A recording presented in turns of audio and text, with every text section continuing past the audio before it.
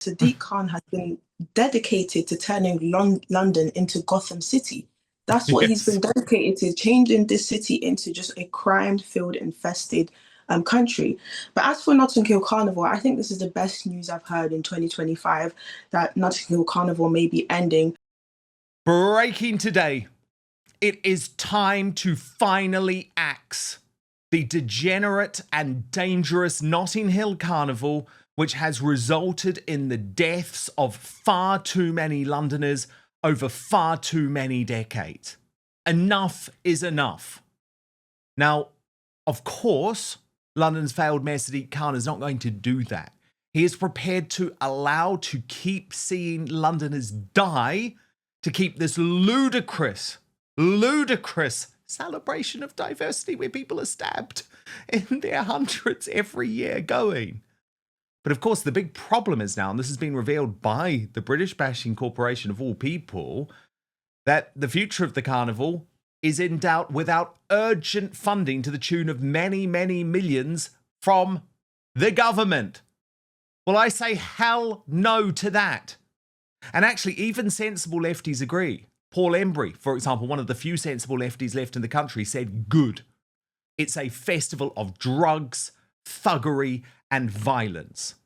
And can I just prove the point to you, Mr. Khan, when you try and say that this is a great event that celebrates the culture of London? If this was any other community, it would have been axed, finished. In fact, it would have been banned. It would have been made illegal years ago. Let me take you through the real history of the Notting Hill Carnival, dating back to 1976, where there were major clashes with over 100 police officers injured. What about 1987, when the 23-year-old Michael Augustine Galvin was stabbed to death? 1991, Nicholas John Hanscombe died of a stab wound to the thigh. 2000, 2 people killed. Greg Watson, 21, and Abdul Bati, 28. He was beaten to death in a racist attack. 2004, Lee Serberon, 27-year-old, shot dead with a machine pistol. In 2007, 2 teenagers were shot near the carnival. The next year, rioting with 500 arrests. In 2017, 313 arrests and 12 stabbings. 2019, 354 arrests, 18 stabbings, 37 police officers assaulted. 2018, 373 arrests with 7 stabbings. 2022, 209 arrests, 7 stabbings. But this year, 60 police officers were assaulted. Oh, and by the way, Tiako Nembiard, the rapper T. Corstretch, was stabbed to death. Now, we actually dug in 2023 with FOI data, which showed 840 recorded offences, including 10 stabbings, 107 assaults on police, 213 thefts, 70 violent incidents, 46 sexual offences, 48 weapon-related offences. And then last year, this was the nadir. This is when we all realised, let's stop the PC bullshit. This carnival has to be shut down for good. 2 deaths. Cher Maximum, 32 years old, stabbed in front of her child, died days later in hospital. And Muzi Imuto, 41, died after being punched and hitting his head. There were also 8 stabbings, with 2 people also critical, 349 arrests, 61 police officers assaulted, including headbutts, kicks, bottles thrown. And by the way, there have now been repeated safety concerns from 2004, 2016, 2017, where the risk of fatal overcrowding has not only just been flagged, it has been compared to Hillsborough. So this festival has to end. It has to end. And today, Susan Hall, who was the Tory who stood against Sadiq Khan in the London mayoral election and actually put up a good fight, part of her pledge was to move Notting Hill Carnival to a safe space like Hyde Park, and she has put it to Sadiq Khan today and said enough is enough. Watch.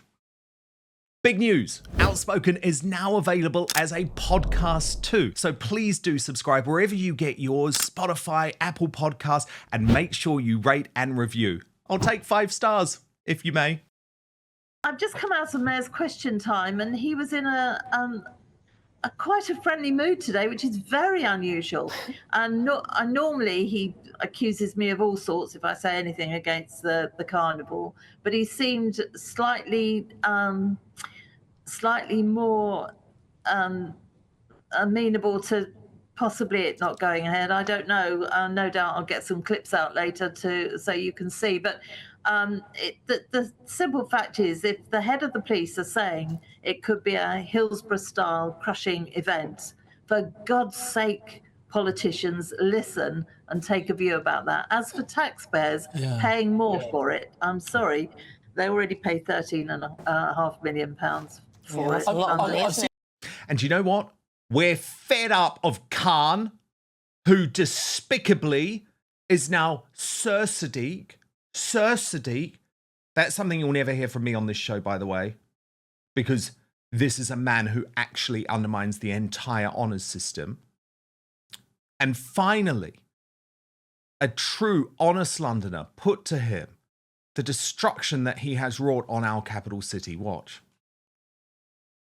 But first, something really important to talk to you about: scammers and spammers who are out there to ruin your life. We've all experienced more and more of those spam emails, text messages, and robocalls. Not only are they annoying and time-consuming to deal with, but they usually represent a gross invasion of your private information that can cause vast financial and reputational damage. And how the heck did they get your information in the first place, right?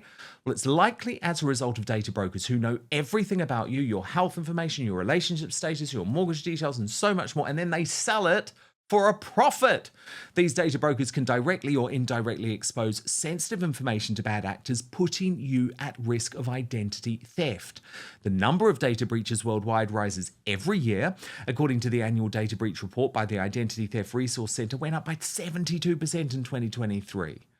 Now, this means you and your loved ones are at a constantly increasing risk of data breaches, as a growing list of data brokers hold your personal information, which is then sold or published online. What's most shocking? You don't even know that this is happening, but it can have shocking consequences, trust me. Health insurance companies could actually raise your rates based on your online activity. Huge loans have been taken under people's names without them even knowing about it. Scammers have even started to use AI to mimic the voices of friends and families to trick victims into sending them money. These imposter scams rely entirely on the voice data they can find online. Now, while you can ask these data brokers to delete your personal information, the process takes hundreds of hours to do manually and requires repetition. But the good news is I have a solution today. It's one that I use. It's something that I personally endorse. Go to incogni.com. That's incogni.com/outspoken. And guess what? You'll get 60% off an annual plan. What Incogni does, and it's amazing, is reach out to these data brokers on your behalf, request your personal data removal, then handles any objections from their side. The whole process is automated, ensuring that your data stays off the market by conducting repeated removals and taking your data down if it pops up again. This is what makes the annual yearly subscription especially advantageous, especially with 60% off. It's such a simple process. You just create an account, grant Incogni the right to work for you, and they will contact the data brokers on your behalf to request your personal data removal. So go to incogni.com/outspoken and get 60% off an annual plan right now. This could be the most important decision you make. But now, back to the show. So now from Alex, who's normally in Clapham. Alex, what would you like to ask? Oh, hi. So I disagree on the nightlife. It's definitely decreased in the last 20 years. There's less clubs than ever before. However, my question is on the fare dodging in London. There's more fare dodges than ever before. Every time you go through the tube, there are people tailgating, there are people not paying for their fares. And it's hard-working Londoners who are paying for those fare dodges. The tubes are crowded. The particles in the tube is worse than Delhi. We have the worst air quality in the tube. They're dirty. There's graffiti everywhere. What are you doing about it? It seems like you're doing nothing, but congrats on being knighted. Well, Alex, how do you feel lighter getting it all out? Alex, how do you feel lighter getting it all out? Let me deal with all four issues, if I may. So in terms of nightlife, the first four issues, I think as Howard has said, we understand the challenges this sector faces. As you said, it's been going for 20 years. In the 8 years before I became mayor, there was a 50% reduction in nightclubs in London. And so we managed to stabilise that with new nightclubs opening, and then the pandemic struck, and the cost of doing business rates, consumer patterns changed, and so forth, which is why we've set up this independent nightlife task. Oh my God! He just ignored those litany of problems. You, sir, are a despicable man. You are a disgrace. You have destroyed London, and your Notting Hill Carnival must be axed. Let me bring in my superstar panel, Steph the Ultra Nerd, Based and Bougie. Based and Bougie, I'm sorry. Sadiq Khan is now having to run to the government to get more funding for the Notting Hill Carnival. We already pay something like £13.7 million. Just enough. Surely just enough. This has to end. Well, of course, this is Sadiq Khan's main priority, because Sadiq Khan has been dedicated to turning London into Gotham City. That's what he's been dedicated to, changing this city into just a crime-filled, infested country. But as for Notting Hill Carnival, I think this is the best news I've heard in 2025, that Notting Hill Carnival may be ending. I remember my parents never allowed me to go Notting Hill Carnival, and the first time I went... Good on them. Good on them. The first time I went was the last time I went, because me and my sisters almost got attacked by acid 3 times. What? So that was the last time Yes. Acid. What year was that? This was, I believe, in 2017. And you were nearly attacked by acid 3 times? Yes. One of my sister's friend actually got attacked in her arm, so she has this permanent bruise. And what's so ashamed is that I have a lot of Caribbean friends who are actually so ashamed of what Notting Hill Carnival has become. If you look at Notting Hill Carnival in the 60s, it was just a celebration of Caribbean culture. It was a very family-friendly event where people just ate food and people just listened to music. Now it's turned into like a crime festival, and is basically masked as cultural. What the hell is cultural about moving drugs? What the hell is cultural about, stabbing people? What the hell is cultural about throwing acid with crowds of people? It's absolutely disgusting what Notting Hill Carnival has turned into. And the worst part about it is that the Caribbean community are actually the first migrants to come into this country. When they came into this country, they came here because they wanted to rebuild this country, and they wanted to preserve Western values, which they knew to be important, only to see their generation of children completely destroying the country by the fact that we even are able to capture this many footages of violence. Just goes to show that this is a crime-infested event that needs to end. I'm so sorry, and you guys can call me a coon all you want. I am not trying to get attacked by acid 3 times again. Hell no. Absolutely not. And Steph the Ultra Nerd, I mean, we just know. Imagine if this was a football event.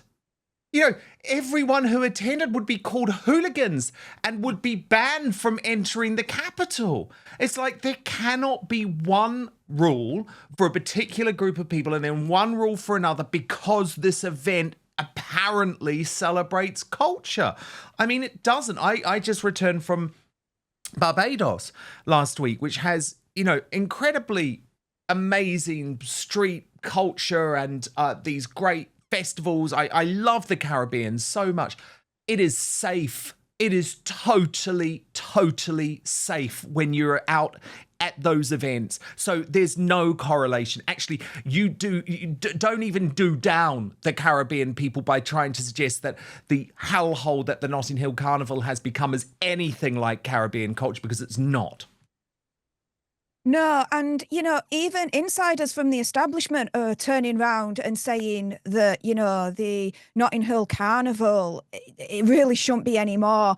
There was a gentleman called Leroy Logan, a former police superintendent in the UK.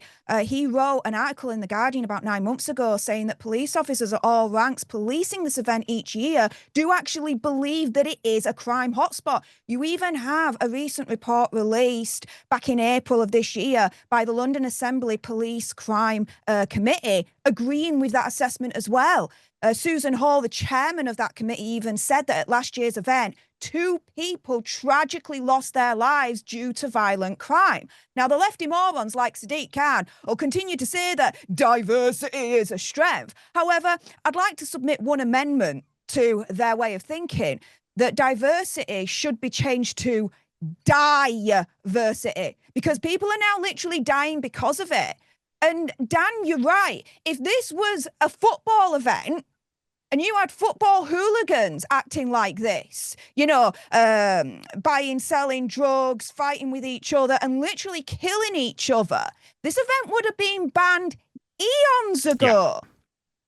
Eons ago. We need to look past race, religion and colour of the skin and look at the facts of the situation, right? It's not safe anymore, this festival. Therefore, it should be cancelled. If I was in the government and Sadiq Khan came up to me and said, I want more money, I'd tell him to piss off, you cowbag. 100%. We can't afford to pay all of this money for people to die. And based in Bijou, I mean, I was away when Sadiq Khan was knighted. How did that make you feel about the honours system and our country? Because to me, it just makes me realise how corrupt our entire establishment is. Because how can you knight a man for failure? He has destroyed this city. And whatever you think of Boris Johnson did an incredible job as Mayor of London. I actually think that was the peak of his political career. I live in London. London was a great place to live under Boris Johnson. It has been destroyed under Sadiq Khan, and yet he's knighted. He's celebrated for the destruction of the United Kingdom's most important city, where you literally cannot walk down the street now with your phone out or you'll be mugged within seconds, and no one cares. I think Sadiq Khan being knighted really signified to me that we have entered the dark ages. This is the dark ages. This is the beginning of it.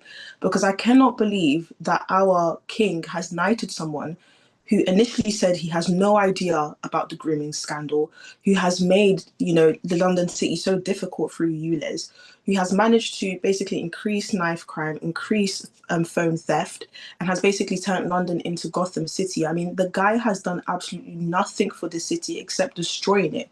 But this is what happens when you have a country that is obsessed with DEI and diversity being our strength, that we just start getting an Asian man who actually allegedly used to support the jihadi group who committed 9/11, allegedly. There's photos of this. And yet we've knighted him. But yet someone like Tommy Robinson, who has sacrificed his life in the name of keeping children safe, is in jail. This is the dark ages.